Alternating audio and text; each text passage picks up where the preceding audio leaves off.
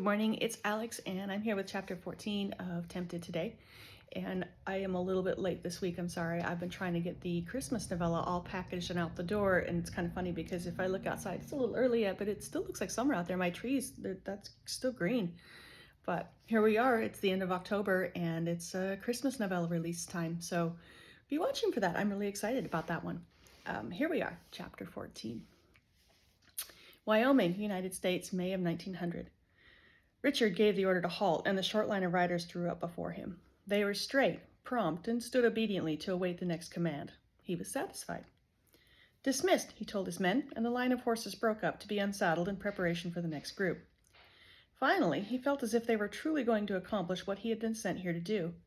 He had one more week before this next batch of horses would be loaded on a train and then a ship for the long trip to South Africa.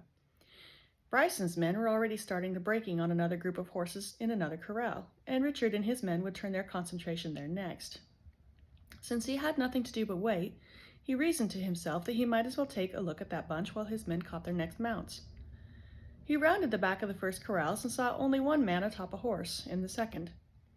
The others, Bryson and two of his yokels, were leaning on the fence and talking. He could hear a few of their words as he approached, and what he heard froze him in his tracks and filled him with disgust. "I told you that one's a trollop. She's to meet me tomorrow night. Said she'd sneak out." One of the men guffawed. "The little light skirt. Watch it, that one might be noisy. She'll tell everyone."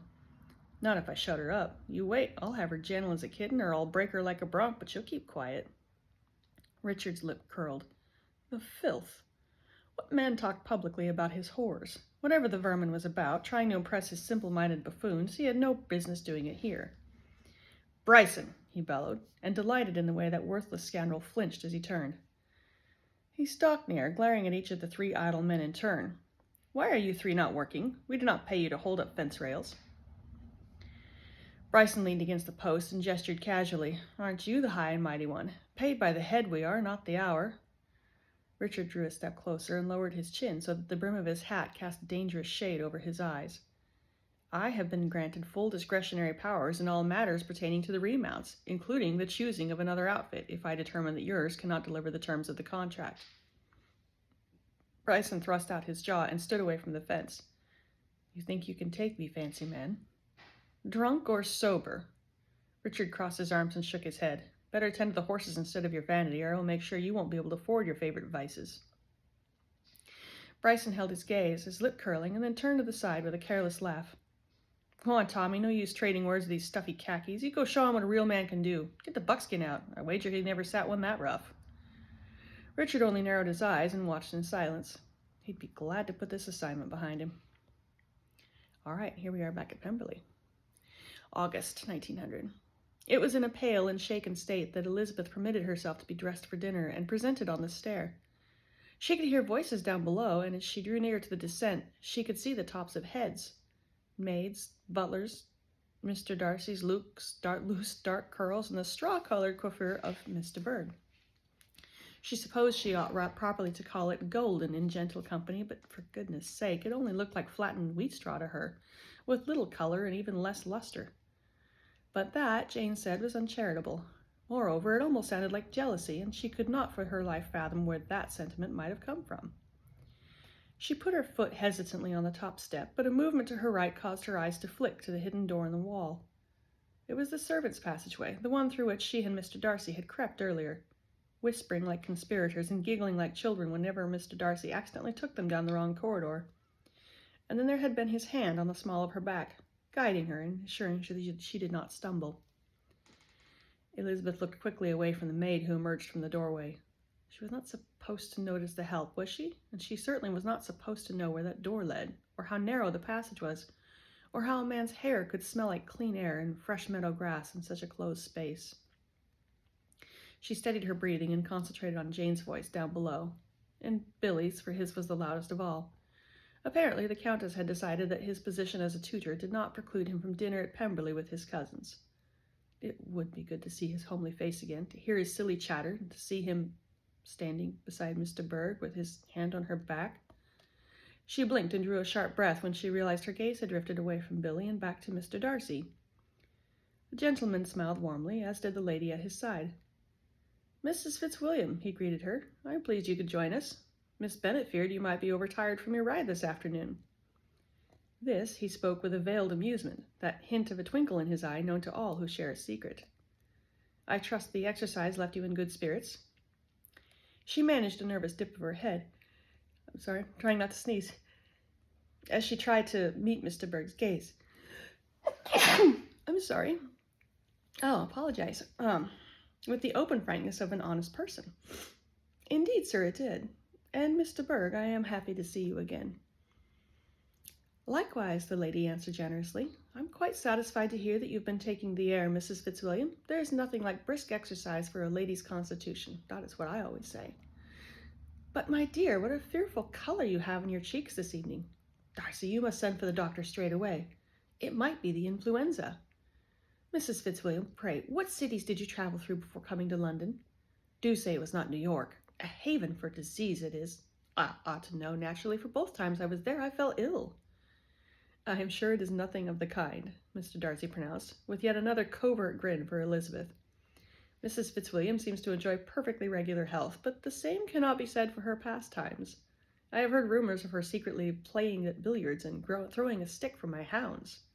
And, my dear, you would not begrudge our guest her amusement, would you? The lady blinked slowly, almost as if she had been taught that mannerism by the same finishing school as Miss Darcy. Far be it from me. But you must take the most particular care of your health, my dear. Perhaps less strenuous pursuits might be in order. One in your position can never be too cautious, of course. Elizabeth caught the direction of Mr. Berg's gaze, and her hand went unconsciously to her middle. The woman could not have meant... Could she? The very nerve. Mr. Darcy's expression had gone blank and even somewhat pale, but he collected himself admirably and turned to his fiancée with a tight smile. I am sure Mrs. Fitzwilliam appreciates your concern, my dear. Shall we all go in to dinner? May I presume the honor? Billy stood from his seat beside Elizabeth as the soup course was carried away. He raised his glass, and she cringed in apprehension. A toast, he announced, to the happy couple. I hope I do not overstep when I say that this evening has seen the commencement of a long-anticipated joy. We, who are honored to be in company with the blessed pair, join them in wishing both the happiest and most fruitful years ahead. You are very kind, Mr. Collins. Mr. Berg's chin was high, and she was observing Billy with what appeared to be hearty approval. Mr. Darcy, however, was staring at his plate, and if Elizabeth were not mistaken, his ears were faintly red. He made no statement of gratitude for the benediction spoken over him and his intended. Rather, he issued what amounted to little more than a grunt and a nod of acknowledgment as everyone drank. And may I further state, Billy went on, blind to Jane's imploring look, my profound admiration for both bride and groom. Never have I been so privileged to be welcomed so warmly and by such distinguished... Oh, Cousin Elizabeth, are you quite well? Elizabeth put a napkin to her mouth as she sputtered and coughed, gasping for air. Pemberley's stock of champagne must be exceedingly strong, and she had not been prepared for it. But truthfully, what she had not been prepared for was the deep flush of mortification and the unwarranted cramping in her stomach when Billy had toasted Mr. Darcy and Mr. Berg. Her throat had simply closed up, and then that inopportune gasp. Billy hovered uselessly above her, mercifully not talking any more, but she had to wave him off when he started to pound helpfully on her back. Here, here, Mr. Collins, Lady Matlock interrupted. Let her drink something. You will break the poor girl's ribs carrying on so. Elizabeth gratefully accepted the glass of water Jane procured for her, and when she could breathe easily again, she blinked the tears from her eyes and looked round in embarrassment. The expressions of all were full of mild concern, save for Mr. Darcy, who was half on his feet with a look of steel determination. His countenance relaxed at once, and he eased himself back into his chair. Are you well, Mrs. Fitzwilliam? He asked. Yes, pray forgive me. I am terribly sorry for being so disruptive. She looked quickly down, fumbling with her napkin. No harm done, Elizabeth, Lady Matlock decreed. Now then, let us do away with this toasting business before someone else has a mishap. Ah, she cried in pleasure, when the butler opened the door, leading in a string of footmen with the main course. Everyone set to, and the conversation fell quiet for some while. At length the Countess turned to Mr. Berg. And, my dear, have you two lovebirds set a date yet? Mr. Darcy has demurred on the topic, the lady answered, and so I have taken it upon myself to determine the date. I desire to wed in late spring, so I have settled on the 20th of May. Do you object, Mr. Darcy? He pursed his lips and shook his head. As you please. And your wedding trip, Lady Matlock inquired. Pray tell me you have something delightful in mind, for I intend to take my own pleasure in hearing of your travels. Indeed, that is the reason for having the wedding in May. We must wait on the weather to warm, of course. It has been years since I last saw Balmoral, and naturally we could not miss Hillsborough and Ireland. We shall spend the summer thus, and then on to Paris in September. We shall winter in Italy, of course, and then perhaps if I can persuade Mr. Darcy to it, we will tour a bit of India before spring. Mr. Darcy was staring at his fiancée in mild bemusement, but he looked so pointedly back at his plate without making a reply. Elizabeth watched as he carefully sliced his meat, then sliced it again and again, until nothing but tiny cutlets littered his plate. He prodded them meditatively with his knife, but did not seem inclined to eat any. Billy, however, was nearly swooning. His eyes shone, and his voice was tight as he addressed Miss de Bourgh. I hope my humble praise of your intent is not unwelcome. Such a broad scope, and yet how very minute. I can see that you know each place intimately, and I cannot fathom the wonders your eyes must have seen. And to know that you, who have already cultivated such fine tastes and sampled the majesties of the globe, would choose these destinations as deserving of mention on your wedding tour. Why, Miss de Bourgh, I shall know where I will be bound first if I ever have the opportunity. He might well have gone on, but Elizabeth kicked his foot under the table. Billy flinched noticeably enough to distract Mr. Darcy's attention from his plate, but Miss de Bourgh, at whom Billy's adoration had been directed, only inclined her head with a pleased smile. You are exceedingly kind, Mr. Collins. Your generous words shall not be wasted, for I had not yet informed Mr. Darcy of my desires. Perhaps he will be moved by your praise, for you see my betrothed does not share my passion for travel. I do not, he agreed. Therefore I suggest we speak of any such plans without an audience to the discussion. Very wise, Darcy, Lady Matlock said, for we all know who will truly prevail in the end, and no man wishes to lose face in public. A ripple of laughter arose from the table, but Elizabeth did not join in. Neither, she noted, did Mr. Darcy. An idea once planted often extends roots and takes on life, and a worry once conceived frequently gnaws away at the heart. Darcy watched Mrs. Fitzwilliam that evening with grave concern. Anne was, indeed, correct, for his young guest's countenance bore a rosy hue that had not been so noticeable a month ago. He began ticking the calendar off on his fingers under the table at dinner. She'd married Richard in April, that much he knew. And Richard had shipped off not long after, so she could be 5 months gone by now. She'd never shown any signs, and her figure had not changed appreciably. No, it was not possible. A silly notion, really. But then he recalled Lady Matlock's first indisposition, and how the woman had merely laced her stays tighter to preserve her rather impressive vanity. Her maidenly figure had been slow to alter, and none but her own household had an inkling for 6 months. But Mrs. Fitzwilliam, she possessed none of Lady Matlock's affectations.